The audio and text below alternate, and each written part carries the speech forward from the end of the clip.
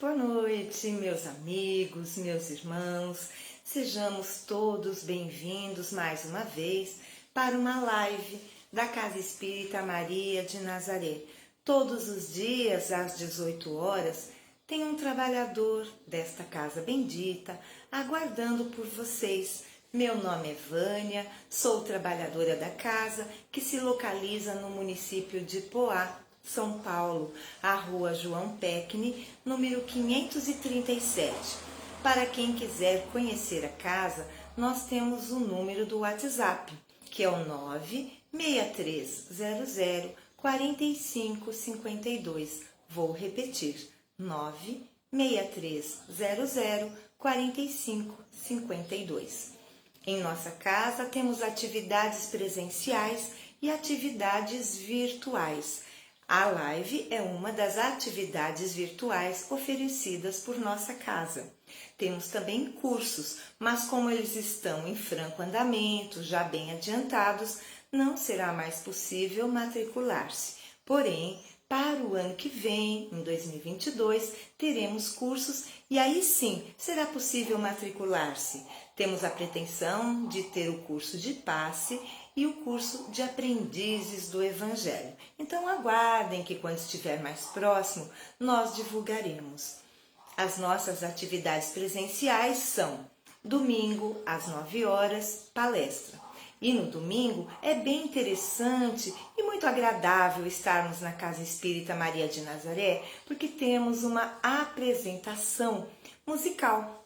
Então temos 3 amigos que inclusive se fazem acompanhar por violão, o Felipe, a Lia, e temos mais outros amigos e nós vamos cantando, é muito, muito gostoso. Só mesmo estando lá para sentir essa atmosfera tão agradável, tão confortadora. Isso no domingo. Na quarta-feira temos uma palestra que se inicia às 20 horas e vai até umas 20h15, 20h20. Depois temos o passe magnético. Na quinta-feira temos estudo. Estudamos nesse dia 3 obras. O livro Pão Nosso, de autoria espiritual de Emmanuel, ditado a Chico Xavier. Estudamos o Evangelho e também o Livro dos Espíritos. Esse estudo acontece toda quinta-feira, das 15 às 16. Depois disso, ficam somente os trabalhadores da casa para a atividade mediúnica, que se estenderá até às 16h30. Na sexta-feira, temos uma palestra evangélica, ou seja, voltada exclusivamente para temas abordados no livro O Evangelho segundo o Espiritismo. Então, essas são as nossas atividades presenciais. Na segunda-feira, temos uma atividade privativa para os trabalhadores e médiuns da casa, mas é possível, se houver uma necessidade premente muito grande de assistência espiritual, vir à Casa Espírita na segunda-feira, às 18h30, buscar falar com João Firmino, que é o médium e trabalhador da casa, responsável pelo atendimento, pela entrevista fraterna, onde ele ouvirá o assistido e dará informações e orientações a respeito do tratamento espiritual que será dado pela Casa Espírita Maria de Nazaré. Meus amigos, esses são os recados referentes às nossas atividades. Mas eu quero convidar a todos vocês que neste domingo, dia 19 de dezembro, nós teremos a exibição do filme Nosso Lar, a partir das 9h30. Então, a palestra vai se iniciar às 9h, às 9h30 se encerra, ela será mais curta para dar lugar à exibição do filme Nosso Lar. Estão convidados e fiquem tranquilos porque nós estamos tomando todas as providências necessárias e preconizadas pelas autoridades sanitárias a respeito de não termos aglomeração, as cadeiras estão mais afastadas, oferecemos álcool em gel e é obrigatório o uso de máscara. Então, estão todos convidados, dia 19. A nossa Feira do Livro Espírita ainda continua. Então, durante as atividades presenciais, quem se interessar em ver os livros, as obras que estão sendo comercializadas a preços bastante reduzidos, simbólicos, sejam muito bem-vindos. Queridos amigos, penso que esses eram os recados. Agora chegou aquele momento gostoso de unirmos os nossos corações, os nossos pensamentos, para fazermos uma prece. Vamos fazer juntos a prece de abertura. Fechemos os nossos olhos materiais, abramos os olhos da alma do coração, fazendo a prece que Jesus, médico de nossas almas, nos ensinou. Pai nosso que estais nos céus, santificado seja o vosso nome. Venha a nós o vosso reino, seja feita a vossa vontade, assim na terra como no céu. O pão nosso de cada dia nos dai hoje. Perdoai as nossas ofensas, assim como nós perdoamos a quem nos tem ofendido. Não nos deixeis cair em tentação, mas livrai-nos de todo mal. Que assim seja, graças a Deus e graças a Jesus. Hoje, sexta-feira, é aquele dia em que abordamos de forma breve e ligeira 3 obras do Espiritismo. São elas: o livro Caminho, Verdade e Vida, ditada por Emmanuel ao nosso saudoso e querido Chico Xavier. Vamos também estudar um trecho do Evangelho segundo o Espiritismo e, por fim, o livro dos Espíritos. E vamos, sem mais delongas, iniciar pela leitura do livro Caminho, Verdade e Vida. Hoje escolhemos, para falarmos a respeito, a lição de número 97, cujo título é Amas o bastante? Perguntou-lhe terceira vez: Simão, filho de Jonas, amas-me? João, capítulo 21, versículo 17. Aos aprendizes menos avisados, é estranhável que Jesus houvesse indagado do apóstolo por 3 vezes quanto à segurança do seu amor. O próprio Simão Pedro, ouvindo a interrogação repetida, entristecera-se, supondo que o mestre suspeitasse de seus sentimentos mais íntimos. Contudo, o ensinamento é mais profundo. Naquele instante, confiava-lhe Jesus o ministério da cooperação nos serviços redentores. O pescador de Cafarnaum ia contribuir na elevação de seus tutelados do mundo, ia apostolizar, alcançando valores novos para a vida eterna. Muito significativa, portanto, a pergunta do Senhor neste particular. Jesus não pede informação ao discípulo com respeito aos raciocínios que lhe eram peculiares. Não deseja inteirar-se dos conhecimentos do colaborador relativamente a ele. Não reclama compromisso formal. Pretende saber apenas se Pedro o ama, deixando perceber que, com o amor, as demais dificuldades se resolvem. Se o discípulo possui suficiente provisão dessa essência divina, a tarefa mais dura converte-se em apostolado de bênçãos promissoras. É imperioso, desse modo, reconhecer que as tuas conquistas intelectuais valem muito, que tuas indagações são louváveis, mas, em verdade, somente serás efetivo e eficiente cooperador do Cristo se tiveres amor. Interessante o título desta mensagem. Amas o bastante?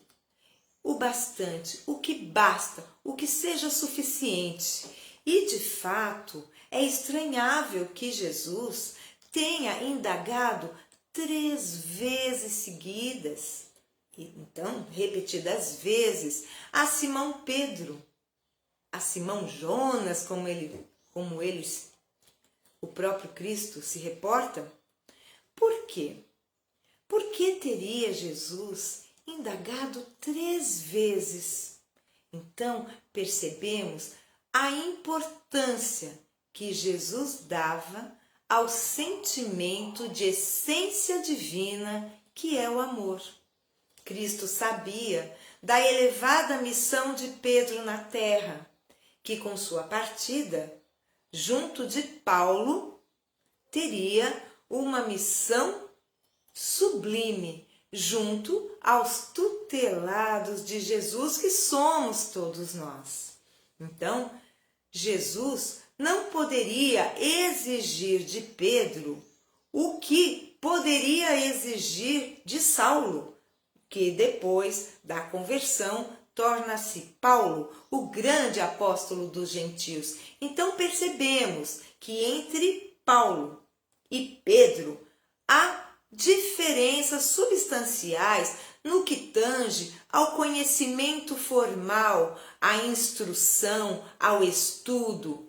Saulo, depois convertido para Paulo, era um fariseu, era uma promessa para seu povo, era de uma inteligência fugaz, de uma cultura muito vasta. Então, percebemos que eles são diferentes, mas ambos são muito amados por Jesus e cada qual cumpre a sua missão de forma primorosa. Então, vejamos, Paulo se faz acompanhar de todo o cabedal de conhecimento que ele adquiriu, não somente de outras existências, mas na jornada em que foi Paulo de Tarso, o grande apóstolo dos gentios e que levou o conhecimento, o cristianismo aos povos não judeus. Entretanto, Pedro não detinha este conhecimento formal detido por Paulo, mas é por isso mesmo que Jesus indaga a ele: amas-me, Pedro? Amas-me, Pedro? Amas-me? Ou seja, como é importante o amor. Porque tudo, quando é feito com amor, por si só se resolve. As mais intrincadas situações difíceis, problemas, dificuldades, percalços, vicissitudes, tudo, quando temperado pelo amor, se resolve, às vezes, de forma inesperada. Daí a questão de Jesus ter feito essas perguntas a Pedro. E sabemos também que Jesus sabia das dificuldades, como todos nós temos, das fraquezas, sabia que Pedro, o seu querido apóstolo, iria negá-lo antes que o galo cantasse 3 vezes. Para Pedro, isso seria impossível, mas quando a prova chegou, a grande prova, de fato, Pedro negou Cristo, negou que o conhecesse. Entretanto, as suas atitudes vindouras fizeram com que ele selasse a paz com aquela atitude equivocada que tomou ao negar o Cristo. Faltou-lhe a coragem que provavelmente faltaria a todos nós se passássemos pela mesma situação que Pedro passou. Então, lembremos, o conhecimento da terra, a instrução formal, estudarmos é de fundamental importância, porque sabemos que através do estudo e do conhecimento temos mais condição de fazermos as escolhas mais acertadas, de distinguirmos o bem do mal, o certo do errado. Entretanto, sem o amor a forrar a nossa intimidade, não conseguiremos dar cabo das nossas missões. Graças a Deus. Vamos agora para uma leitura breve de O Evangelho segundo o Espiritismo. E para hoje escolhemos um tema ligado ao capítulo 3º, cujo título, o tema deste capítulo é: Há muitas moradas na casa de meu Pai. E nós vamos fazer a leitura do item 19, Progressão dos Mundos, Santo Agostinho, que nos traz esta mensagem em Paris, capital da França, em 1862. O progresso é uma das leis da natureza. Todos os seres da criação, animados e inanimados, estão submetidos a ela pela bondade de Deus, que deseja que tudo se engrandeça e prospere. A própria destruição que parece para os homens o fim das coisas é apenas um meio de levá-las pela transformação a um estado mais perfeito, pois tudo morre para renascer e nada volta para o nada.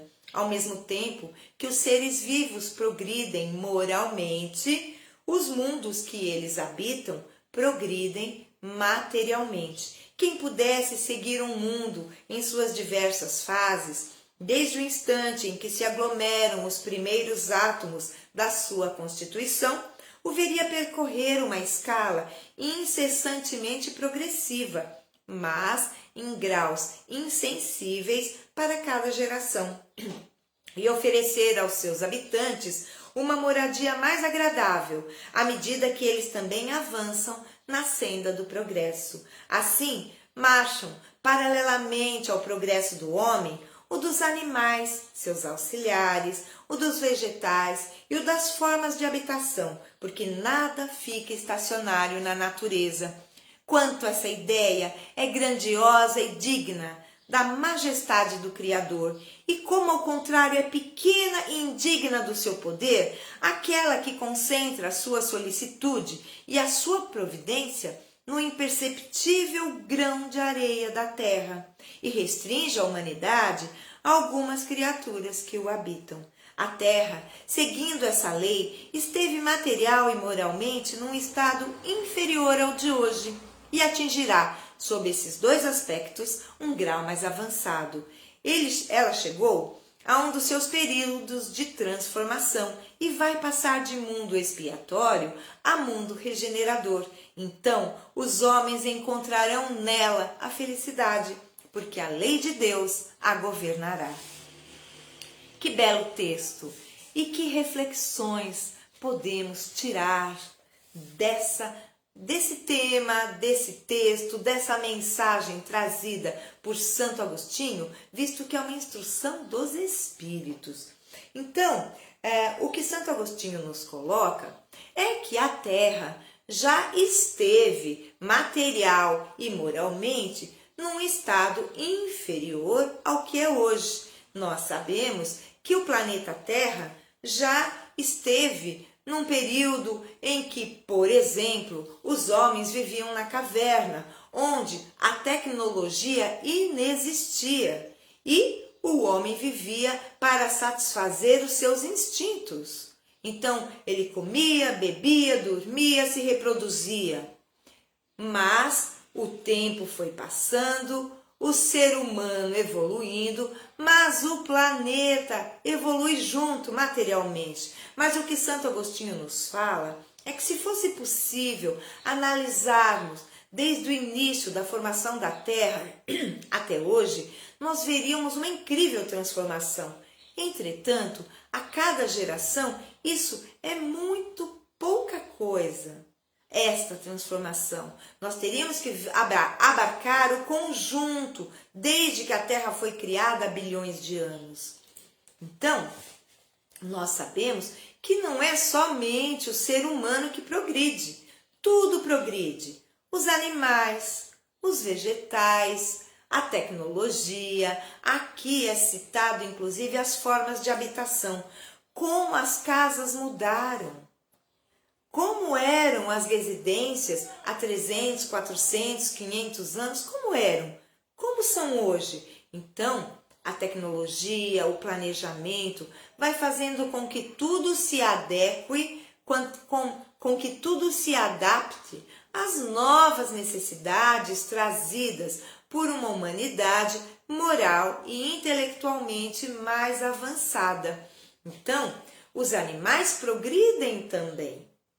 Então, nós podemos ver, por exemplo, me ocorreu aquele... tinha uns elefantes, agora me esqueci, se alguém se lembra, mamute, lembrei, o mamute, como era o mamute e depois o elefante, existe uma evolução. Vamos comparar o homem de Cro-Magnon, o homem de Neandertal para o homem de hoje, o homem, ser humano, homem, mulher. Há uma distância muito grande, então nós percebemos como as espécies vão evoluindo e não percamos de vista que o princípio inteligente criado pelo Pai Celestial, que cria incessantemente, vai passar por todos os reinos e daí a evolução dos reinos também. Então, o planeta Terra, que hoje ainda se encontra na categoria de mundo de provas e de expiações, chegará com certeza ao mundo de regeneração, onde o ser humano poderá ser muito mais feliz, porque o mal não terá tanto acesso às criaturas que neste planeta de regeneração forem convidadas a reencarnar. Então, teremos ainda um corpo carnal, mas não seremos atormentados pelas aflições do orgulho, do egoísmo, da inveja, do ciúme, da maledicência, da maldade, da ambição desmedida. Então, o mundo de regeneração é o que nos espera, porque a progressão dos mundos, que é o título do tema do Evangelho hoje, atende à lei do progresso. A lei do progresso é uma das leis morais, portanto, das leis divinas instituídas pelo nosso Pai Criador. A progressão dos mundos, atendendo à lei do progresso, essa lei do progresso é inexorável, ou seja, não tem como deter o progresso. Então, o mundo, o planeta Terra, caminha para o mundo de regeneração. Todos nós estaremos no mundo de regeneração? A resposta é não. Nem todos teremos condições de lá estarmos. Para isso, precisamos ser minimamente mansos, pacíficos e querermos de fato nos transformarmos, pensarmos em nossa reforma íntima, para que assim possamos ter aferida a nossa condição vibratória para podermos ir para um mundo de regeneração. Portanto, irmãos agressivos, violentos, que usam de todos os meios e recursos para controlar, dominar e não auxiliar, não conseguirão a possibilidade, a oportunidade de num mundo regenerado habitar. Queridos amigos, temos um tempo reduzido para tratarmos dos 3 temas, dos 3 livros. Vamos parando por aqui e deixando então a sugestão para relerem esta página do Evangelho. Está lá no capítulo 3º, item 19, Progressão dos Mundos. Vamos agora então para a nossa questão do Livro dos Espíritos. É uma questão muito divulgada na doutrina espírita e é a questão de número 621. Ela é bem curtinha, a pergunta, a resposta menor ainda. Pergunta que Kardec faz aos espíritos superiores: onde está escrita a lei de Deus? Resposta: na consciência. Olha que interessante, quer dizer que todos nós, ao ingressarmos no reino humano, já temos em nossa própria consciência condições de absorver, de compreender a lei de Deus, não em toda a sua magnitude, mas de acordo com nossa condição intelectual e moral. Mas existe a questão 621A, quando Kardec indaga. Vamos ver aqui. Posto que o homem carrega na sua consciência a lei de Deus, que necessidade haveria de se revelar essa lei? Olha que pergunta interessante. Kardec era de uma inteligência incomum. Então ele diz, ora, mas se a lei de Deus está escrita em nossa consciência, para que revelar? Para que os profetas tiveram que vir ao mundo, sendo mensageiros de Deus, para fazer avançar a humanidade, se a lei de Deus está escrita em nossa consciência? E então que os espíritos respondem a Kardec o seguinte: ele, o ser humano, a esquecera, a lei de Deus, esquecera e menosprezara. Deus quis que ela lhe fosse lembrada.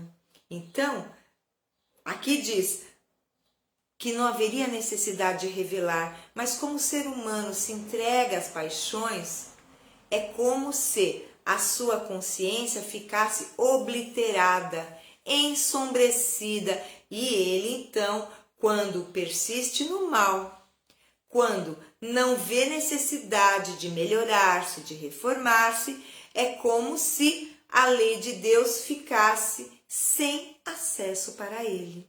Então, é necessário que venham os profetas, sejam feitas as revelações, porque nós dizemos no Espiritismo que foram 3 grandes revelações. A primeira, na lei mosaica, a segunda, com Jesus, e a terceira, com o Espiritismo. Então, são 3 revelações para fazer lembrar ao ser humano de sua essência divina, do grande futuro luminoso que espera a todos nós, desde que tenhamos atenção, percebamos o que a consciência nos diz, através da nossa intuição, que é a maneira que os nossos mentores queridos se valem para nos auxiliar e nos fazer lembrar a lei de Deus. Queridos amigos, estamos encerrando por aqui. Convido a todos para juntos fazermos a nossa prece de encerramento. Vamos nos ligando à equipe espiritual da Casa Espírita Maria de Nazaré. Ave Maria, cheia de graça, o Senhor é convosco.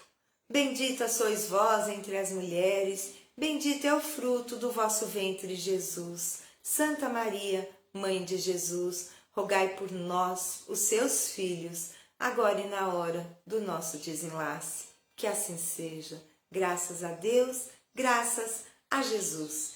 Queridos irmãos, queridos amigos, um ótimo final de sexta-feira, paz e luz aos nossos corações, um fim de semana maravilhoso para todos nós. Fiquem conosco todos os dias às 18 horas, tem um trabalhador da nossa casa esperando por vocês.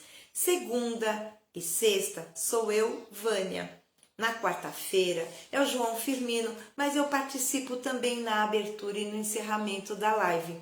Terça, quinta e domingo é o nosso querido amigo Ezequiel e no sábado, nossa amiga querida Arielle. Tudo de bom, meus amigos. Um abraço bem apertado para cada um e até a próxima.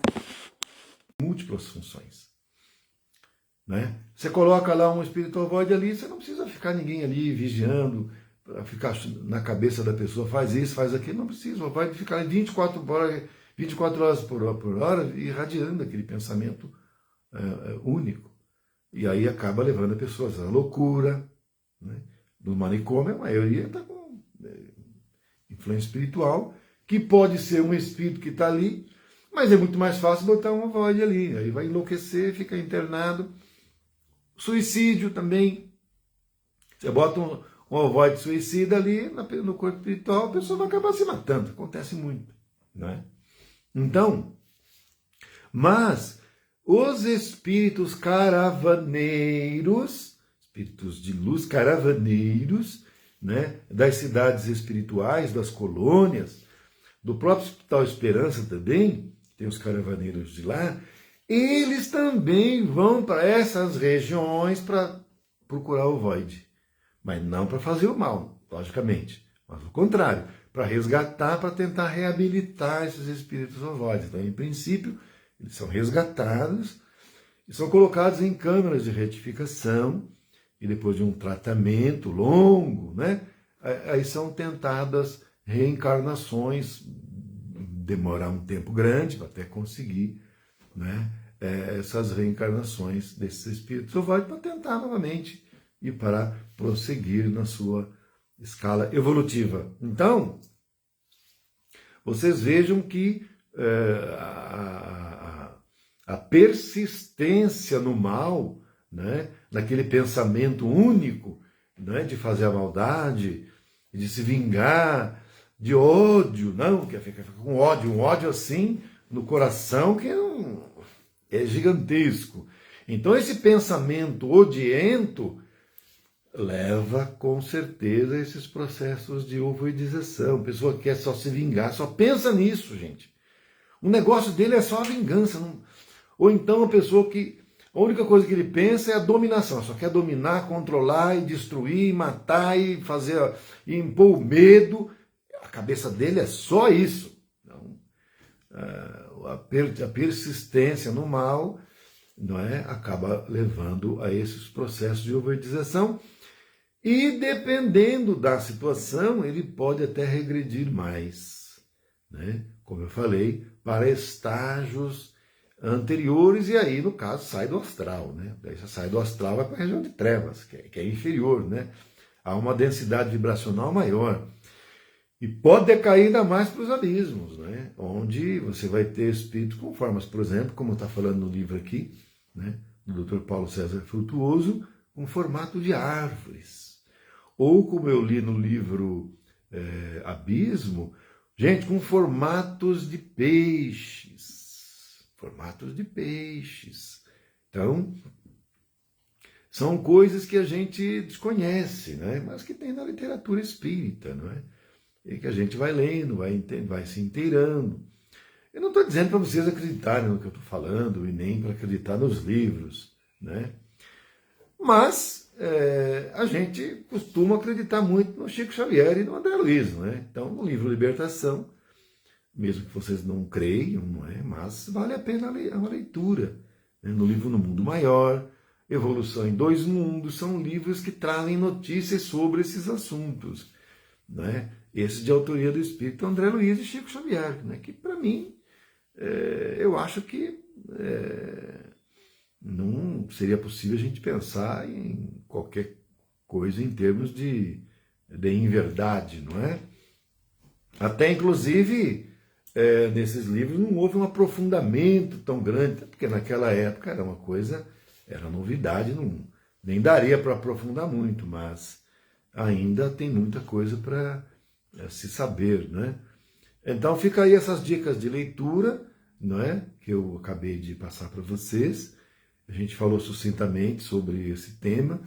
Eu acho que vai valer a pena oportunamente voltar a falar disso, né? Porque não é só esse processo de ficar com a ideia única que pode levar ao processo de ovoidização, tem também outros fatores, e aí a gente pode então, numa outra oportunidade, voltar a abordar, não é? Porque os ovoides, como eu falei, eles são usados como parasitas, ficam parasitando, né? O ambiente fica parasitando um corpo espiritual, né? Com a ideia única do mal, que é usada por alguém que quer prejudicar aquela criatura lá daquela casa, ou o inimigo, o que for, não é? E o ovoide está ali, ele nem está sabendo que está prejudicando ninguém, ele continua com a ideia dele, fixa ali. Quem está realmente assimilando ali a dívida espiritual é quem colocou o ovoide, porque o ovoide em si ele não sabe que está fazendo aquilo, né? Ele não sabe. Então, a lei de causa e efeito, para ele, não vai reverberar mais naquela pessoa que colocou. Então, por exemplo, aquele obsessor que quer prejudicar o seu inimigo, botou o ovoide. Quem que vai responder? O obsessor. O ovoide não, porque ele não está ciente. Ele está na dele ali, naquele mundinho dele, ele está sabendo de nada que está acontecendo fora do mundo dele. Então, fora do mundo dele, que é só aquele pensamento único, ele não sabe o que está acontecendo. Ele não sabe que está colocado ali. Ele nem sabe que virou ovoide. E ele não sabe que está colocado numa casa com o objetivo do pensamento único dele prejudicar alguém, ou no corpo espiritual de alguém. Ele não tem consciência de nada disso. Então, não pode ser responsabilizado por essas coisas, mas o obsessor que fez isso vai responder. Porque a lei é inexorável. Ninguém descumpre a lei e passa em branco, não é? Ninguém contrai dívida perante a justiça divina e depois não tem um retorno. Tem sim, porque a lei é incontornável. A lei espiritual, a lei divina, ninguém derruba. Todos têm que responder. Tá? Bom, gente, o horário já nos chama para a gente finalizar. A gente vai depois, numa outra oportunidade, planejar para continuar esse assunto, esse tema, né? Falando sobre ovoides, parasitas, porque o ovoide acaba sendo utilizado e vira um parasita. Fica parasitando o ambiente, uma outra pessoa, um outro ser humano, criando uma série de repercussões, doenças.